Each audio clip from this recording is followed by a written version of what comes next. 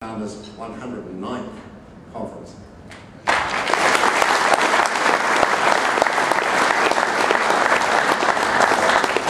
Don, thanks very much. It's great to be here. It's great to see so many familiar faces in the room. 109 years, it's a remarkable history, and we thought the National Party were doing well and were established in 1936. So it's great to see you all here, and my sincere apologies for the delay.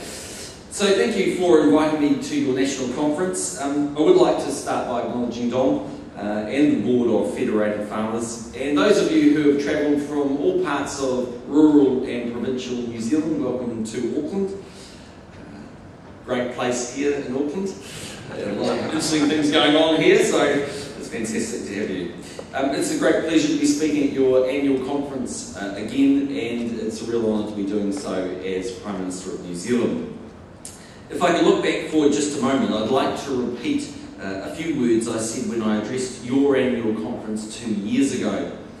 National and Federated Farmers share many of the same values: a firm belief in free enterprise and individual responsibility, a deep respect for property rights, a realisation that governments don't have the answer to every problem, and the conviction that hard work, initiative, ambition and success should be encouraged and celebrated, not taxed and regulated out of existence.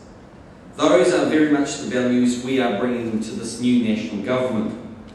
And despite the global recession and the difficult economic times we face, they are very much the values that will drive us in the years ahead. I know you had a busy session yesterday, and that Agriculture Minister David Carter spoke about many of the issues you are concerned about and that the government is working hard on. I don't want to go over too much of the same ground, but I do want to touch on some of the challenges and opportunities that I see farming facing in the years ahead, and talk further about some of the larger initiatives we have announced in recent months. As you know, the national-led government views agriculture as the key driver of New Zealand's economic engine. We value the contribution that farmers make to our economy, our lifestyle and the Crown accounts. When things are going well on our farms, this flows through into the small towns and the provincial cities and into our big centres. Conversely, when the primary sector sneezes, the New Zealand economy catches a cold. It's fair to say that, just like all developed countries, New Zealand is facing some real challenges at the moment. But despite these difficult economic times, I am very optimistic about the future of farming and the future of our economy. Because even though many Kiwis and many farmers are struggling, we need to look beyond this recession and focus on the longer-term opportunities we face. The high-quality products you grow and produce are one of the keys to our recovery and our future prosperity. During this recession, demand for food has declined far less than demand for manufactured goods.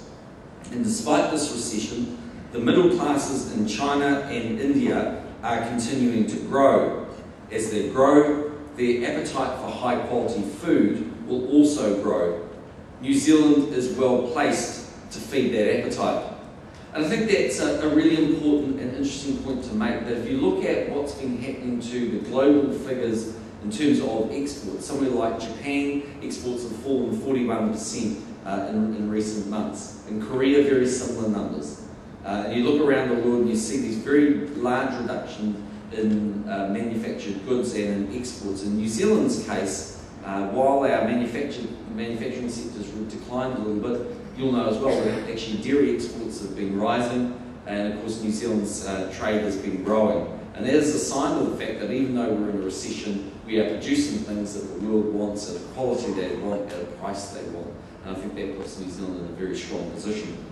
And of course, we're a great place for that. We have a temperate climate, quality land, relatively abundant water supplies, and the world-class expertise and know-how of our farmers.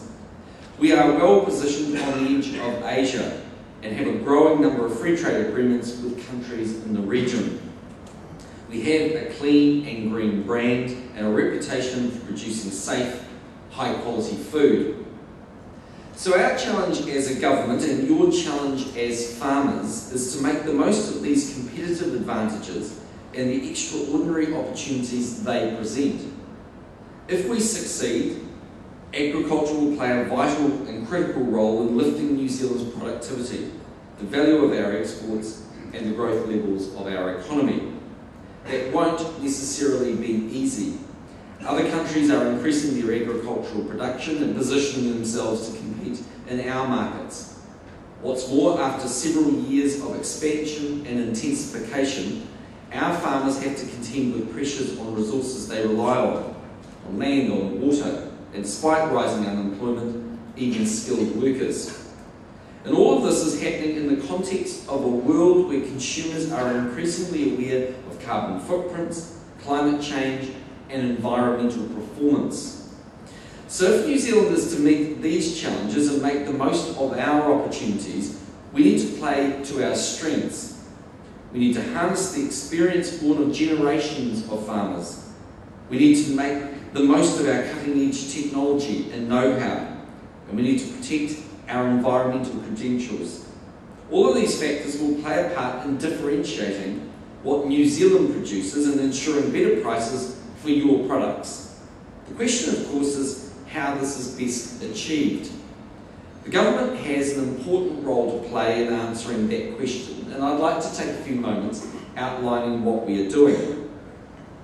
There is no one big idea we can implement to make the most of our opportunities in agriculture, or for that matter, in any industry. But there are hundreds of small, relatively unexciting, but pragmatic, important things we need to do. Individually, these things may not seem to make much difference, but when you take them together, you have a significant impact.